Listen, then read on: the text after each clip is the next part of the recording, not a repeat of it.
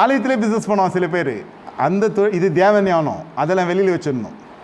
இதை இங்கே வச்சுக்கணும், தேவ ஞானத்தை, அதாவது ஆத்மாவில். குடும்ப ஞானம் வீட்டுக்குள்ளே போனோன்னே நம்ம சோத்திரம் சோத்திரம் சோத்திரம் எல்லோரும் உட்காருங்க நம்ம ஜெபம் பண்ணலான்னு சொன்னால் சொல்லலாம். அப்புறம் ஜெபம் பண்ணிட்டு என்ன பண்ணோம், நீங்கள் அப்புறம் செய்தி கொடுக்க ஆரம்பிச்சிங்களா பசங்க தூக்கிடுவாங்க. சில வீட்டில் போதகரமாக நடப்பாங்க. அப்புறம் வேலை ஸ்தலத்தில் போய் இது மாதிரிலாம் பண்ணி ஐயோ பெரிய பிரச்சனைலாம் இருக்குது.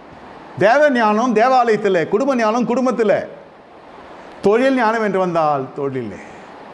ஐயோ தாவீது விருத்தி அடைத்தான், அவனுக்கு தொழில் ஞானம் இருந்ததையா.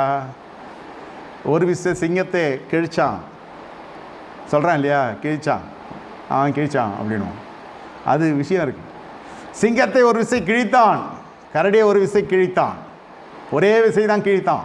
பில்டப் பண்ணி சொல்ல, வருஷத்துக்கு வாரத்துக்கு 4 வாட்டி அடிப்பேன், கரடி வரும் அடித்தம் பொழுத்த வாயில்